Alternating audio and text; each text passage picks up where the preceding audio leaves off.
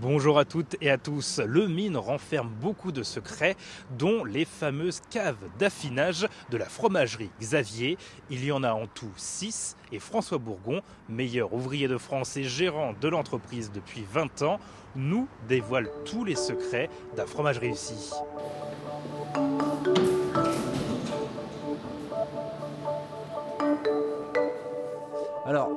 Ces installations sont relativement récentes puisque ça fait 2 ans qu'on est là.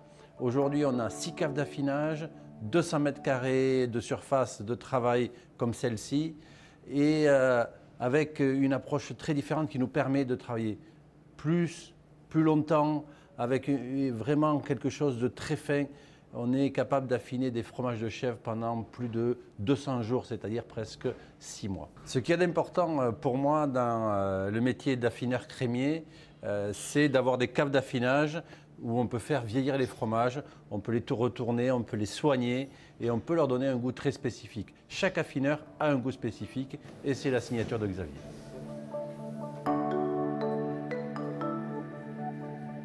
Là, bien sûr, vous voyez la signature de la maison, c'est-à-dire le pavé toulousain.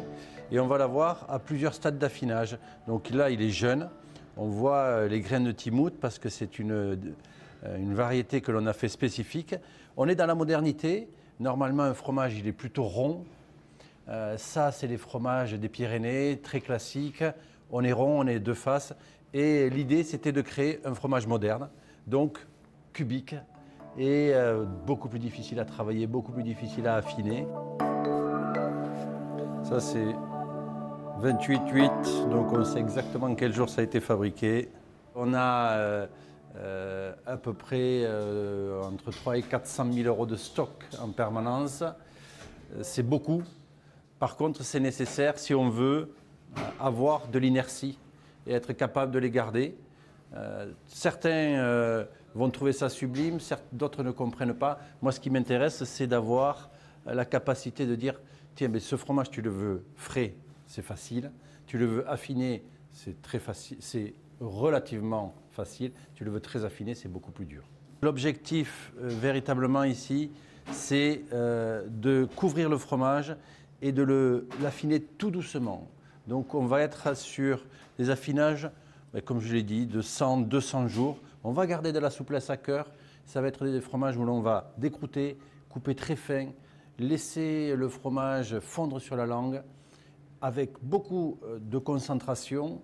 Par contre, assez peu de puissance, c'est maîtrisé et un côté caprin magnifique.